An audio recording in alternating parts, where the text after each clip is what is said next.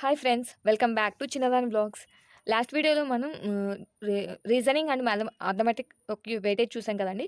ఇప్పుడు general awareness. మనకి general awareness టోటల్గా 40 మార్క్స్ ఉందండి. అందులో నుంచి మనకి చాలా ఉంది. జనరల్ అవేర్నెస్ అంటే చాలా ఉంటుంది. సో ఏ ఏ టాపిక్ నుంచి మ్యాక్సిమం ఎన్ని మార్క్స్ రావచ్చు అనేది చూద్దాం. హిస్టరీ నుంచి 5 to 6 మార్క్స్ రావచ్చు. జాగ్రఫీ నుంచి 2 to 3 మార్క్స్. పాలిటీ నుంచి 2 to 3 మార్క్స్.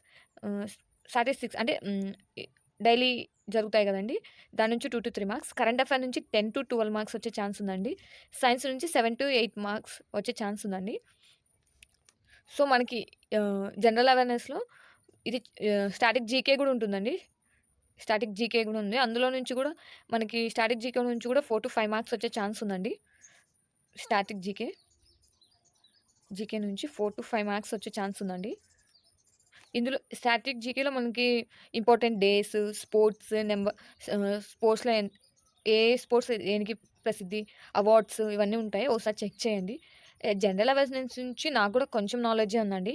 సో, నేను కూడా చూడాలి. అందుకే నేను ఇది లాస్ట్‌లో చూస్తానండి. ఫస్ట్ రీజనింగ్ అంటే అథమెటిక్ అయిపోజేసుకుంటాను. 40 మార్క్స్ కాబట్టి మనం ఇంపార్టెంట్ వరకు ఈ వీడియో చూస్తున్న మీకెవరికన్నా దీని గురించి కొంచెం ఐడియా ఉంటే నాతో షేర్ చేయండి. ఓకేనా? ఓకేనండి. థ్యాంక్